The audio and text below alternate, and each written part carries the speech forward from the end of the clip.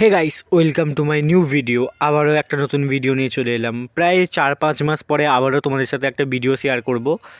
তো বিভিন্ন ব্যস্ততার জন্য আমার ভিডিও দেওয়া হয়নি, তো তাই আজ একটা ভিডিও তোমাদের সাথে শেয়ার করি। চলো, তো আজ আমরা যাব উলুবেড়িয়ার রাস দেখতে। তোমরা তো অনেকেই শুনেছো উলুবেড়িয়ার রাস একটা বিখ্যাত রাসমেলা, তো সেখানেই যাব। তো তার জন্য সর্বপ্রথম আমাদের সাঁকরাইল স্টেশনে চলে আসি। সেখান থেকে আমরা ট্রেনে উঠে পড়ি। প্রায় আধা ঘন্টা পরে পাঁচগড়া লোকালটা এসে পৌঁছালো। দেখতেই পাচ্ছি ট্রেনের ভেতরে মানে ভিড় নেই বললেই চলে। তো তারপর সেখান থেকে নেবে আমরা ফুলেশ্বর এলাম। ফুলেশ্বর থেকে টোটো ধরে আমরা বাস স্ট্যান্ড চলে আসি।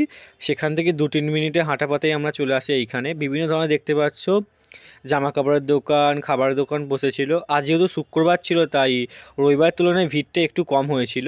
আমি এর আগে উলুবেড়িয়ার রাসমেলার অনেকবার নাম শুনেছি, কিন্তু আসা হয়নি। আমি এই ফার্স্ট টাইম এলাম। তোমরাও যদি দেখতে চাও চলে আসতে পারো।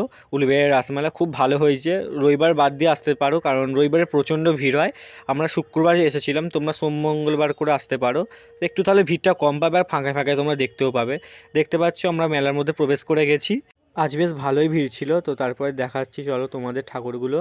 দেখতে পাচ্ছ এখানে বিভিন্ন ধরনের ঠাকুরগুলো আছে। আমি যতদূর ভিডিও করতে পেরেছি সেগুলোই তোমাদের দেখাচ্ছি। দেখতে পাচ্ছ আমার ফোনের স্টোরেজ ফুল হয়ে গেছে, তাই জন্য বেশি ভিডিও করতে পারিনি। দেখতে পাচ্ছ কত সুন্দর লাগছে রাধাকৃষ্ণগুলো।